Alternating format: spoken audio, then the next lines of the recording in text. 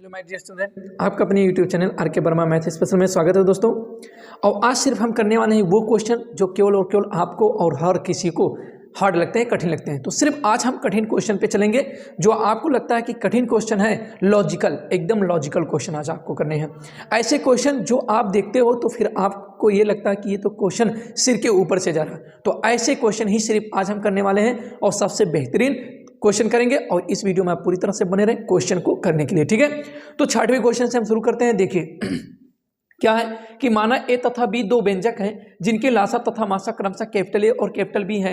यदि ए plus B बराबर ए plus B हो, यानी small A plus small B बराबर small A plus small capital A plus capital B हो, तो कौन सा ऑप्शन सही है। तो दोस्तों ऐसे क्वेश्चन क्या आपके दिमाग में आ रहा है, ये क्या कहना चाह रहा है, क्या हो रहा है, क्या दिया हुआ है। तो चलो मैं पूरा का पूरा आपको समझाऊंगा और वीडियो में पूरी तरह से आप बने रहें शुरू से लेकर लास्ट तक, ठीक है।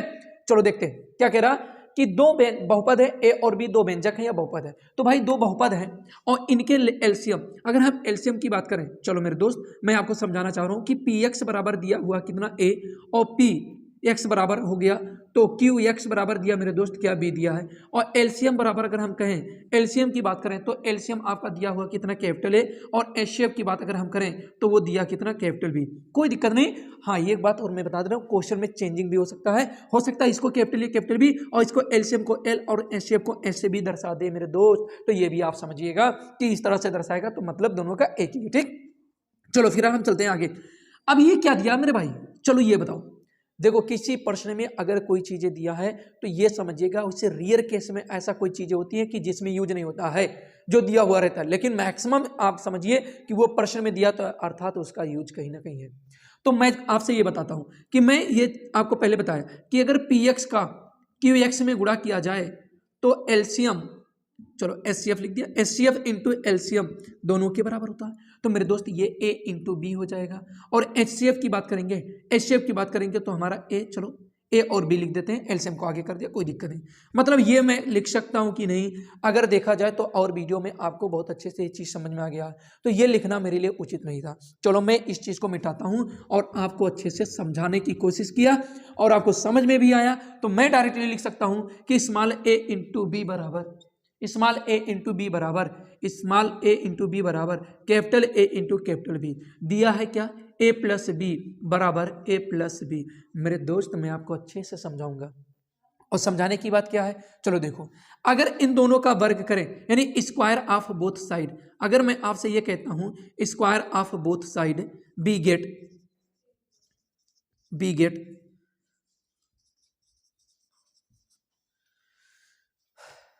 चलिए तो चलिए देखते हैं। जब हम दोनों पक्षों का वर्ग करेंगे मेरे भाई तो क्या हो जाएगा, ए प्लस बी का होल स्क्वायर और बराबर ए प्लस बी का होल स्क्वायर, ठीक। और इस तरह से देखा जाए तो ए स्क्वायर प्लस बी स्क्वायर। एक क्वेश्चन को आप डिटेल्स में समझिए, फिर बाकी तो आपको चीजें समझ में आएंगी। ए स्क्वायर प्लस बी स्क्वायर और प्लस 2ab, बोलो है ना। अगर देखा जाए तो इस ए स्क्वायर प्लस बी स्क्वायर को ऐसे रहने दिया और मैं अगर आपसे यहाँ कहता हूँ, नहीं दिखाई दे रहा, चलो मैं यहाँ लिखता हूँ।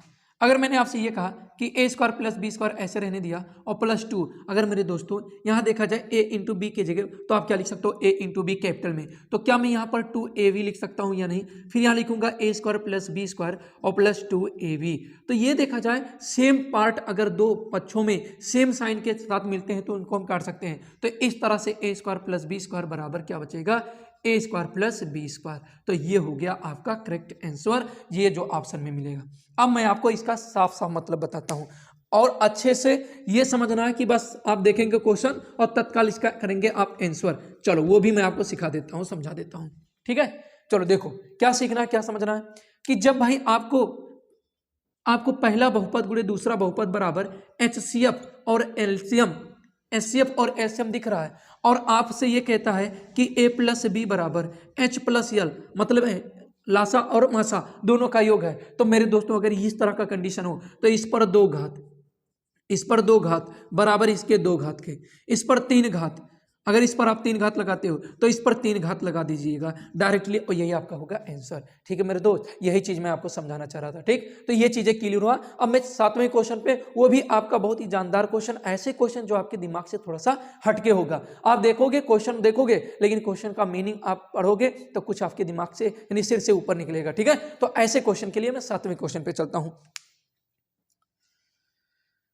तो देखिए एक क्वेश्चन और आपके सामने आ गया और इस क्वेश्चन को आप देखिए कि आपको कैसे समझ में आ रहा है। देखिए कह रहा है क्या, यदि व्यंजकों इतना तथा इतना का मासा x+2 है तब a का मान ज्ञात कीजिए। जस्ट मैं 1 सेकंड में लगाने का तरीका आपको बताऊंगा मेरे दोस्त, आप निश्चिंत रहें और ध्यान से समझने की कोशिश करें। बस देखिए पहले से आप बेसिक समझिए, फिर आपको मैं ट्रिक भी बताऊंगा, ठीक है। तो देखो पहले नंबर इसमें ये देखना है कि पहला बहुपद ये है, दूसरा बहुपद ये है और इसका मासा ये है। मेरे दोस्तों मासा का मतलब हुआ कि ये फैक्टर इसका भी है और ये वाला फैक्टर इसका भी है। देखिए मैं आपको बता रहा हूँ, शेषफल प्रमेय की एक वीडियो में बनाया हूँ, उसको आप देख लीजिए। मैं आपसे रिक्वेस्ट कर रहा हूँ, कहीं ना कहीं आपके लिए प्लस पॉइंट ही बनेगा मेरे दोस्तों, ठीक है। तो मैं ये कहता हूँ कि अगर इस बहुपद का ये गुणनखंड है तभी मासा हुआ, क्योंकि इसमें भी मासा कह भी दिया है। तो अगर ये इसका गुणनखंड, इसका ये गुणनखंड है x+2 x² minus x minus a का और x² + 5x + 6 का गुणनखंड है मेरे भाई, तो मैं आपसे कहता हूं मुझे a ज्ञात करना है। a इसमें है या इसमें है? आप कहोगे x² minus x minus a में, यानी पहले में या दूसरे में? तो आप कहोगे दूसरे में। आपके मुंह से निकला होगा कि क्या दूसरे में है, कोई दिक्कत नहीं। अब आपको यह देखना है कि जिसमें आपको a का मान ज्ञात करना है उस वाले बहुपद को ऐसे लिख लो और जो बगल में मासा उस मासा को भी ऐसे लिख लो बगल में, ठीक है। अब मासा वाले फैक्टर में देखो यक्स के साथ जो वैल्यू आया है वो प्लस में है। अगर प्लस में है तो इस व्यंजक के साथ 0 लगाकर, सुनिएगा ध्यान से, चलो मैं और इसको साफ लिखता हूं, x² minus x minus a, ऐसे जिसमें व्यंजक आपका हो a का मान, k का मान, p का मान ज्ञात करना हो उस वाले फैक्टर को आप यहां नोट कर लो। मैंने नोट कर लिया और जो मासा हो उस मासा को बगल में नोट कर लिया। हमने कहा कि अगर यहां प्लस हो तो यहां बराबर पहले लगाओ 0 करो, अगर ये प्लस है तो यहां पर यक्स की जगह पे माइनस में दो, मतलब अगर ये प्लस है तो यहां पर माइनस में रखो, अर्थात -2 का स्क्वायर और -2 और माइनस a बराबर 0। बात समझ में आए मेरे भाई? 2 दूना 4 हो जाएगा और प्लस कितना हो जाएगा, ए माइनस माइनस प्लस 2 हो जाएगा और माइनस a बराबर 0। अब 4 और 2 6 और इस a को इधर लाएंगे तो 6 हो जाएगा आंसर।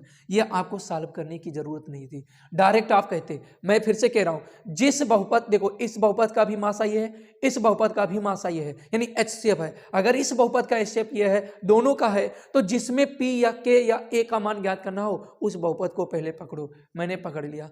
अब मैं देखता हूं कि HCF के साथ में जो भी अचर गिनती आया है यहां पर अचर में आया। अब मान लेते हैं अगर आपके दिमाग में कुछ ऐसे रहा होगा कि सर अगर मान लो 2x + 1 होता है, तो मेरे दोस्तों कोई दिक्कत नहीं, इस 1 को भेजो उधर तो ये माइनस हो जाएगा और इसके 2 को गुणे में है तो भाग में लिख दो बस, और इसी वैल्यू को ले चल के फिर यहां पर रख देते, यहां पर रख देते। तो जो भी HCF का पार्ट हो उस HCF में आए हुए अचर को वैल्यू, यानी अचर का वैल्यू निकाल के, x का मान निकाल के जरूर यहां पर उस वैल्यू को रख दो x की जगह पे और इसको बराबर 0 को रखो, बाकी आंसर आपका आ जाएगा, ठीक है। तो हम 8वें क्वेश्चन पे चलते हैं और 8वां क्वेश्चन इससे भी ज्यादा मजेदार होगा दोस्तों।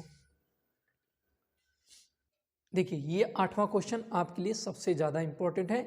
ऐसे क्वेश्चन पे आप बिल्कुल बच जाएंगे। एक बार क्वेश्चन की तरफ आप फोकस कीजिए। पहले देखिए चीजों को, कह रहा 2 द्विघातीय व्यंजकों का मासा x+2 है तथा लासा x³ + 2x² - x - 2 है, तब व्यंजक है।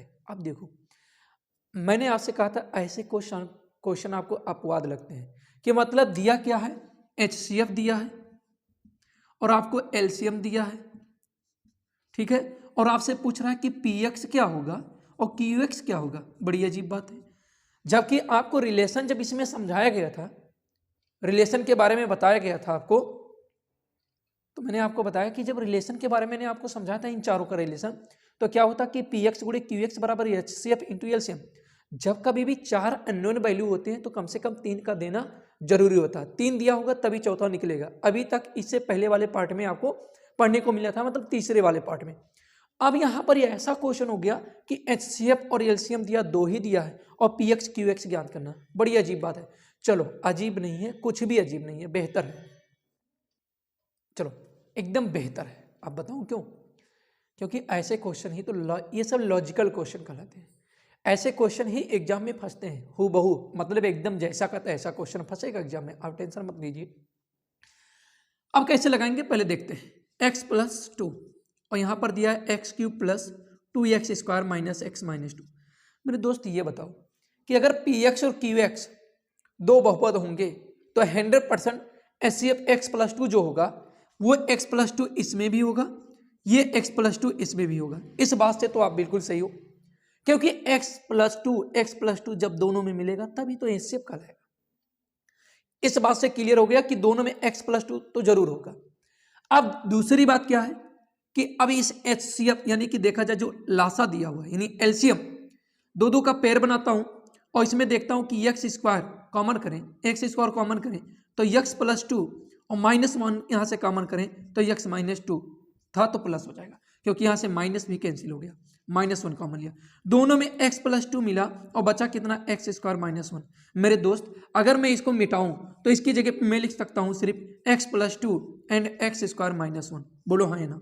अब इन सब चीजों को मैंने मिटा दिया। अच्छा एक बात बताइए, एलसीएम कल मैंने बताया कि एलसीएम तब निकाला जाता है कि एलसीएम बराबर क्या होता है, पहले दोनों में जो HCF है उस HCF को लिख लो और बाकी दोनों में जो गुणनखंड बचे हों उनको लिख लो। तो मेरे दोस्तों अब आपके समझ में ये आना चाहिए कि ये x² -1 इसमें रखा जाएगा या x² -1 इसमें रखा जाएगा। तो प्रश्न पे चलते हैं, कुछ चीजें निर्धारित करने के लिए प्रश्न पे चलते हैं। आखिर ये अपवाद क्वेश्चन अगर इस तरह से दिया है तो हम प्रश्न पे चलते हैं। मेरे दोस्तों यहां कह रहा है दो तो रहेंगे लेकिन द्विघातीय। द्विघातीय का मतलब अगर आप इसको यहां पर लाते हो x² -1 तो ये 3 घात का प्रश्न बन जाएगा। और आपको क्या चाहिए, दोनों व्यंजक या दोनों बहुपद आपके क्या होने चाहिए, द्विघाती होने चाहिए। अब सही बात ये हुआ कि इसको यानी x² -1 को लिख सकते हैं क्या, x -1 एक में और x+1 एक में। इस तरह से देखा जाए तो एक खंड इसको दे दो यानी x -1 इसको दे दो और दूसरा खंड x+1 इसको दे दो और फिर आपका काम बन गया। अब दोनों का गुणा करोगे x² हो जाएगा, 2 में से 1 चला जाएगा, +x बचेगा और 2 में 1 का गुणा होगा तो -2। सेम यहां पर आ जाते हैं, x² हो जाएगा और 2 और 1 कितना हो जाएगा, +3x हो जाएगा और 2 और 1 का गुणा करेंगे तो 2 करने 2। मेरे दोस्तों ये ऑप्शन में जहां मिलता है वही आपका answer, x² + 3x, x² + 3x + 2, फिर क्या है x² + x- यानी ये वाला बी ऑप्शन आपका सही है। तो ऐसे क्वेश्चन आपको मैं आज वाली वीडियो में करा रहा हूं और जो कि सबसे इंपॉर्टेंट यही बात मैंने कहा था कि देगा सिर्फ HCF और एलसीएम और दोनों बहुपद निकालने होंगे, तो बहुपद निकालने का तरीका मैंने आपको बता दिया। अब 9वें क्वेश्चन पे चलते हैं हम लोग। चलिए एक और जानदार क्वेश्चन आपकी तरफ, और इसको आप सोचने की कोशिश कीजिए फटाक से। देखिए कह रहा है यदि x² + px + q तथा x² + lx + m का मासा x + k है तो k का मान क्या होगा। बड़ी अजीब बात है। अभी मैं इससे पहले कहा था कि a का मान निकालना है जबकि वो x+2 दिया था और जहां पर हमें किसका मान निकालना था, a का मान, तो a तो किसी एक में था। अब यहां पर आपको k का मान ज्ञात करना है। तो मेरे भाई बड़ी अजीब बात है, k का मान ज्ञात करना है लेकिन किसी में क्या है, नहीं है। अब देखो बड़ी सस्पेंसेस क्वेश्चन आ गई। मैंने आपको बताया इस वीडियो में एक से एक बेहतर क्वेश्चन मैं कराने वाला हूं, ठीक है, और मैं करा भी रहा हूं। तो ये चीजें आपको समझ में आनी चाहिए कैसे हम करेंगे। तो मेरे दोस्तों जब ये खंड में x + k में वो चीज हो k और k का मान ज्ञात करना हो तो इस k को इसको भी संतुष्ट कराइए और इसी k को यहां पर संतुष्ट कराइए। संतुष्ट मतलब अगर प्लस में k है तो यहां पर रखिए माइनस में k और वही k माइनस में इसमें भी रखा जाएगा और दोनों 0 के बराबर, यानी दोनों बहुपदों को आप 0 के बराबर मानिए और x + k यानी मासा वाले में से मान x का निकाल के आप दोनों बहुपदों को संतुष्ट कराइए। चलिए देखते हैं, ये प्लस में k है तो माइनस में रखेंगे, -k का स्क्वायर हो जाएगा मेरे दोस्त, और अगर हम कहें तो यहां पर रखते हैं तो -pk, हाँ भैया pk आ गया और q बराबर क्या हो गया 0। अगर मैं आपसे कहूं तो ये k² प्लस में होगा कि नहीं, क्योंकि माइनस का वर्ग क्या होता है प्लस और k² हो जाएगा, तो मैं डायरेक्टली लिखता हूं क्या, ये प्लस हो गया और इस पार्ट को जब मैं उठा के इधर लाऊंगा तो ये प्लस और ये माइनस, यहां पर मैंने कर दिया कुछ इस तरह से। अगर ये चीजें आपको समझ में आ गई तो ये भी समझ में आ जाएगा। यहां पर भी करोगे k² और ये हो जाएगा lx और माइनस क्या हो जाएगा m। Equation number 1, equation number 2, काम बन गया। अरे भाई दोनों का LHS बराबर है तो दोनों का RHS भी बराबर होगा, यानी pk - q, यहां पर हम k रखेंगे, सॉरी pk - q और बराबर lk - m। अगर हम कहें तो pk और इसको इधर लेकर आएंगे तो -k हो जाएगा, इस q को इधर लाएंगे तो +q और -m, k यहां से आप कॉमन लेंगे तो p - l बराबर कितना हो जाएगा, q - m। हमें k का मान ज्ञात करना दिख रहा है कि नहीं, हाँ चलो। अगर हमें k का मान ज्ञात करना है मेरे दोस्त तो k बराबर मैंने रोका, ये हो गया q - m और बटे कितना हो जाएगा p - l। तो कहीं ना कहीं ऑप्शन से मिलने लगा होगा ये q - m p - l, बिल्कुल ऑप्शन आपका दूसरा मिलने लगा। मजेदार क्वेश्चन है ना मेरे भाई, मजेदार क्वेश्चन आपके सामने मैं ला रहा हूं। आप वीडियो को लाइक कीजिए, चैनल पे नए हो सब्सक्राइब कीजिए। पूरी की पूरी टॉपिक आपको लेखपाल मैथ की पूरा का पूरा मैं कराऊंगा। अभी बीजगणित का एंड कराऊंगा, पूरा का पूरा बीजगणित में कराऊंगा। चलो 10वें क्वेश्चन की तरफ चलते हैं। चलिए 10वें क्वेश्चन को देखते हैं। और एक फिर से पहले जैसे 9वें जैसे क्वेश्चन है ये भी है, लेकिन थोड़ा सा आपको अच्छे से इसको समझना देखना है। कह रहा है यदि x square plus P x plus Q तथा 5x square minus 3px minus 15q का मासा x माइनस 3 हो तो p तथा q के मान होंगे। मतलब अगली बात p का भी मान ज्ञात करना, q का मान ज्ञात करना। बड़ी अजीब बात है, एक से एक क्वेश्चन बिल्कुल डिफरेंट। हाँ बिल्कुल यही तो हो रहा। तो मैं इसीलिए कहा कि आप पूरी तरह से आप इस चैनल पे जुड़िए, तो हर बार मैं अलग क्वेश्चन लाऊंगा। पहले थोड़ा सा धीरे धीरे बढ़ते हैं और लेवल बढ़ाएंगे, फिर आपके दिमाग में ये सभी के सभी क्वेश्चन ऑटोमेटिक चले जाएंगे। ठीक है, चलो फिलहाल ये वीडियो आज आपको पढ़ने में बहुत मजा आया होगा। देखो अब मैं क्या कहा हूं कि जब कोई मासा हो और p का मान ज्ञात करना, q का मान, तो पी क्यू इसमें भी है, पी क्यू इसमें भी है। तो हम कहते हैं क्या कि जो भी आपका एस शेप दिया हो उसी एस शेप को यहाँ पर रखो। तो जैसे यहाँ पर आप रखोगे तो -3 का माइनस है तो प्लस जाएगा, तो 3 3 9 हो जाएगा और ये हो जाएगा 3p और प्लस क्यू और इक्वल क्या हो जाएगा 0। मैं कहता हूँ 3p प्लस क्यू इक्वल आएगा इधर -9। अब इसी 3 को यहाँ पर रखा जाएगा, 3 3 9 और 9 पचे कितना हो जाएगा 45।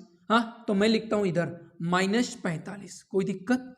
अब यहाँ पर जब आप रखोगे, यहाँ पर इसका वैल्यू रखोगे तो उसका वैल्यू कितना हो जाएगा मेरे दोस्त, 3 रखोगे और 3 3 9 -9p हो जाएगा और वही 3 यहाँ पर तो कुछ रखना नहीं है, तो ये हो जाएगा माइनस कितना 15q। अब बात ये नहीं समझ में आई, अब बात ये हजम होने वाली नहीं है कि कैसे हम क्या रखें। तो मेरे दोस्तों मैं आपको समझाऊं कि अगर यहाँ पर मैं 3p को रोक लेता, 3p को मैं रोकता तो ये कितना हो जाता -9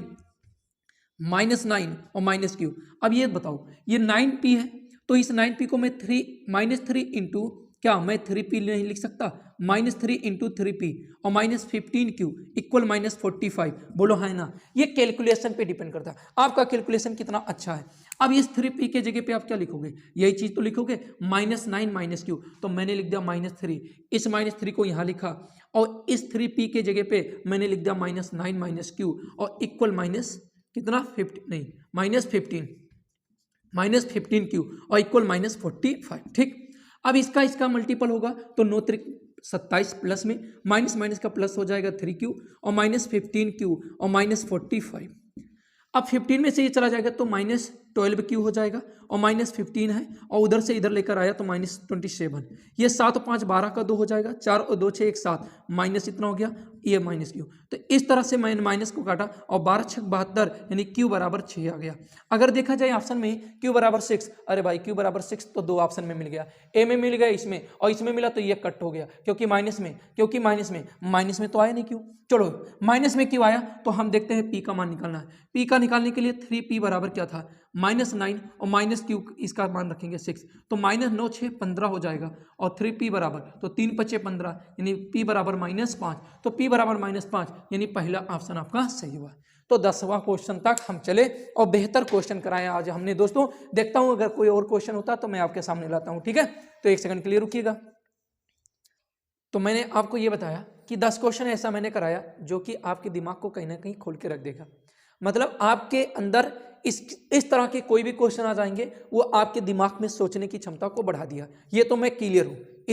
ये 10 क्वेश्चन तक मैं पहुँचाते पहुँचाते जो लेकर गया हूँ उन 10 क्वेश्चनों से ये पता चल गया कि जो भी क्वेश्चन आप पढ़े हो इससे आपके ब्रेन पे इसका इफेक्ट पड़ेगा। इस तरह से कोई भी क्वेश्चन होगा वहाँ तक आपका दिमाग खुल गया, ठीक है दोस्तों।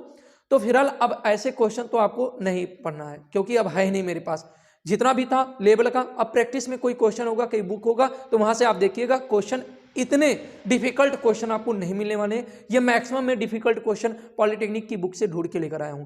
तो अगर पॉलिटेक्निक का भी स्टूडेंट है तो वो भी पढ़ सकता है क्योंकि यही रिलेटिव क्या नाम है सिलेबस है। सिलेबस कोई डिफरेंट सिलेबस नहीं है, यही सिलेबस होते हैं, कोई दिक्कत नहीं है। अब आपको ये समझना है कि इसके बाद पढ़ना क्या है। अब इसके बाद हम लोग अलजेब्रा में पढ़ेंगे क्वाड्रेटिक इक्वेशन। क्वाड्रेटिक इक्वेशन में हम लोग पढ़ने वाले द्विघात समीकरण। अब ये द्विघात समीकरण का पूरा डिटेल्स अगर आपको चाहिएगा तो आप क्या कीजिएगा, चैनल को सब्सक्राइब कीजिएगा। सब्सक्राइब करने के बाद वहाँ पर एक बेल आइकन होता है, उसको आप दबा लीजिएगा ताकि किसी भी प्रकार की कोई वीडियो कोई किसी टॉपिक का मैं डालूँ तो आप तक नोटिफिकेशन के जरिए जल्द से जल्द पहुँचे और तुरंत आप टॉपिक को अच्छे से पढ़ सकें, ठीक है मेरे दोस्तों। और नोट्स बना लीजिए, बिना नोट्स के आपका कोई भी काम होने वाला नहीं है। मैं आपसे बार बार कहता हूँ कि इस चैनल पर आपको यूपी लेखपाल की जितनी भी मैथ है, मैथ की एक एक कंटेंट मैं आपको लाऊंगा। पूरा सिलेबस जिस दिन मैंने कंप्लीट कर लिया 1-1.5 महीने में कंप्लीट हो जाएगा। 1-1.5 महीने में कंप्लीट करने के बाद मैं पूरा का पूरा सिर्फ प्रैक्टिस कराऊंगा मेरे दोस्तों। आप लोग निश्चिंत रहो, बस ज़्यादा से ज़्यादा वीडियो को आप शेयर करो, लाइक करो और अपना राय दो कि हाँ आपको कैसा फील हो रहा है। ये जो वीडियो आपको पूरा का पूरा कंटेंट ऐसा है ना कि ये नया सिलेबस के स्तर पे है, तो ऐसा वीडियो कोई समझ नहीं पा रहा कि किस स्तर से बताया जाए, कैसे पढ़ाया जाए, तो कहीं ना कहीं ये चीज़ें मैं आपको बहुत अच्छे से डिटेल्स में समझाऊँ। क्यों? क्योंकि मेरा इसमें काफ़ी समय व्यतीत हुआ, इसलिए मुझे बहुत अच्छे से इसके बारे में जानकारी दी। तो इसीलिए मैंने देखा सिलेबस, और सिलेबस देखते ही मुझे पूरा का पूरा आइडिया आ गया कि बच्चों को तो यही कंटेंट की ज़रूरत है, तो वो मैं आपके सामने प्रोवाइड करा रहा हूँ। ठीक है, तो अच्छे से आप पढ़िए, निःशुल्क है, कोई दिक्कत है नहीं। तो फिर बस दिक्कत ये हो सकता है थोड़ा सा कि भाई ये क्या नाम है, मार्कर बोर्ड है। तो देखो दोस्तों, शुरू तो मार्कर बोर्ड से होता है। बचपना तो हम लोग गिर गिर के चलते हैं ना, फिर तो भाई दौड़ते हैं, ओलंपिक में आप लोग जाते हैं, तो वो तो बात की बात है ना। शुरू यहीं से किए, बाकी हो सकता है ये भी किसी ना किसी दिन चेंज ही हो जाए। तो अब इसी पर इस वीडियो को खत्म करते हैं। आप लोग हमेशा मस्त रहें, स्वस्थ रहें। जय हिंद दोस्तों।